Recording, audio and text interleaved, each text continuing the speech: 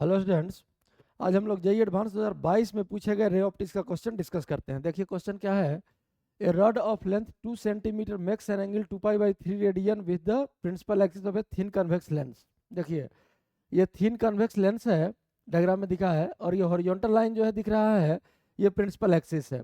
इस principal axis से यहाँ 3π/2 ये गलत लिख दिया है एंगल, ये एंगल है 2π/3, ये एंगल है 2π/3, 3π/2 नहीं है, ये 2π/3 रेडियन है। 2π/3 रेडियन मतलब हो गया 120 डिग्री। तो ये अगर 120 हो गया तो ये एंगल हो जाएगा कितना, 60 डिग्री। द लेंस है जो फोकल लेंथ 10 cm, फोकस दिया हुआ है इस लेंस का 10 cm and is placed at a distance of 40/3 cm from the object as shown in the figure. Object से ये दूरी दिया हुआ है 40/3, तो डायग्राम में भी दिख रहा है। The height of image is 30√3/13। देखिए ये जो इमेज बना इसका हाइट दे दिया है आपका 30√3/13 centimetre and angle made by it with respect to principal axis is alpha radian. The value of alpha is π/n where n is. देखिए ये जो इमेज बना इस ऑब्जेक्ट का, ये इमेज प्रिंसिपल एक्सिस से अल्फा एंगल बना रहा है। इसी अल्फा का वैल्यू हम लोगों को निकालना है π/n के फॉर्म में, जहां n का वैल्यू आंसर के रूप में लिखना है हम लोगों को। तो देखिए ये सिंपल सा क्वेश्चन है। सबसे पहले तो हम लोग इस पॉइंट के लिए, इस पॉइंट ऑब्जेक्ट का नाम यहाँ हम ए दे देते हैं, इस पॉइंट का नाम हम बी दे देते हैं। तो ए के लिए सबसे पहले हम लोग लेंस फार्मूला यूज कर लेते हैं।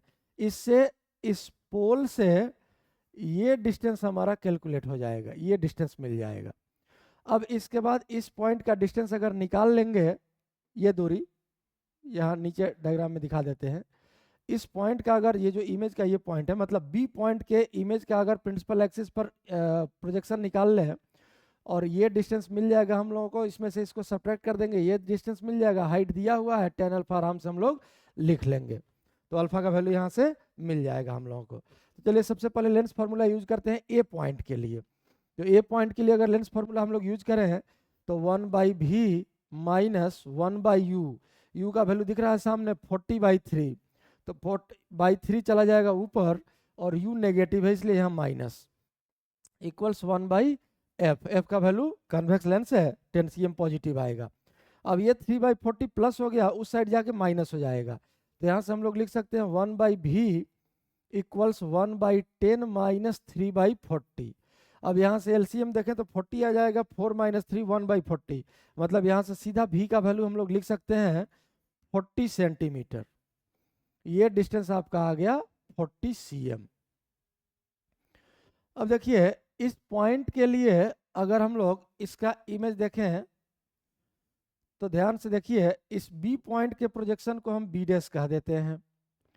तो अब अगर बी डैश का डिस्टेंस देखें तो इस राइट एंगल ट्रायंगल को ध्यान से देखिए, ये लेंथ दिया हुआ ऑब्जेक्ट का 2 cm, क्वेश्चन में लिखा है लेंथ 2 cm, और ये एंगल है 60 डिग्री। तो ए बी डैश, ये जो लेंथ है प्रिंसिपल एक्सिस पर ए बी डैश, ये हो जाएगा 2 cos 60, cos 60 1/2, ये कैंसिल होके आ गया 1 cm, और ये हो जाएगा 2 sin 60, sin 60 √3/2, 2 कैंसिल हो गया, ये हो गया आपका √3 cm, ये हाइट। अब अगर सीधा हम लोग मैग्निफिकेशन भी आप निकाल सकते हैं, फिर से लेंस फार्मूला इस बी डैश पॉइंट के लिए और फिर ट्रांसवर्स मैग्निफिकेशन। तो खैर उतना दूर जाने का जरूरत हम लोगों को नहीं है, क्योंकि ये हाइट दिया हुआ है, तो हम लोग सीधा ट्रांसवर्स मैग्निफिकेशन का फॉर्मूला यहाँ यूज कर लेते हैं। देखिए ट्रांसवर्स मैग्निफिकेशन, इमेज का हाइट, ये फॉर्मूला पढ़े होंगे आप लोग, इमेज का हाइट डिवाइड बाई ऑब्जेक्ट का height equals to v/u। Lens के लिए ट्रांसवर्स मैग्निफिकेशन का फॉर्मूला यही होता है। अब अगर इस फॉर्मूला का हम लोग यूज करें तो देखिए इमेज का हाइट जो है ये प्रिंसिपल एक्सिस के बिलो है, तो बिलो वाले को हम लोग नेगेटिव लेते हैं साइन कन्वेंशन के अनुसार, और प्रिंसिपल एक्सिस के अबव वाले को हम लोग पॉजिटिव लेते हैं। तो एच आई का वैल्यू हो जाएगा आपका -30√3/13, ये एच आई हो गया, और divide by H O. H O आपको साफ साफ दिख रहा है +√3 बी बी डैश, तो डिवाइडेड बाई +√3, तो ये हो गया आपका H I by H O equals भी। भी का वैल्यू आपका पता नहीं है, हम लोगों को सॉल्व करना है। तो भी चूंकि यहाँ लिए हैं इसलिए इसको भी डैश कह देते हैं। बी डैश पॉइंट के इमेज डिस्टेंस के लिए हम लोग कैलकुलेशन कर रहे हैं, तो ये हो गया भी डैश और डिवाइडेड बाई यू, तो u का वैल्यू आपको दिख रहा है 40/3 और +1, लेकिन नेगेटिव, -40/3 +1। अब ये देखिए माइनस और ये माइनस कैंसिल हो जाएगा, और इसको यहाँ से क्रॉस मल्टीप्लाई ऊपर ला देंगे तो सीधा v डैश का वैल्यू हम लोगों को मिल जाएगा। अब यहाँ से अगर v डैश लिखें तो देखिए v डैश क्या आ जाएगा, ये √3 तो कैंसिल हो गया, और ये माइनस माइनस प्लस हो चुका है, 30/13, 30/13 और इनटू ये जाके यहाँ सीधा मल्टीप्लाई होगा। यहाँ देखें तो एलसीएम आ जाएगा आपका 3 और 40 + 3 43/3, ये हो गया आपका 43/3।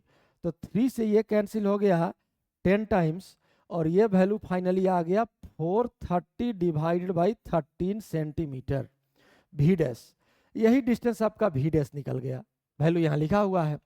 अब अगर ये लेंथ हम लोग x मान ले, ये लेंथ अगर x कह ले, तो x का वैल्यू कितना हो जाएगा, देखिए डायग्राम में x = 40 - v डैश। अब v डैश का सीधा वैल्यू लिख देते हैं, तो 430/13, यहाँ एलसीएम आपका आ गया 13 और 13 × 40, तो ये हो जाएगा 520, 13 × 4 और एक 0 बैठा दिए, और -430, और इसको अगर सब्ट्रैक्ट करें तो ये हो जाएगा आपका 90/13 सेंटीमीटर।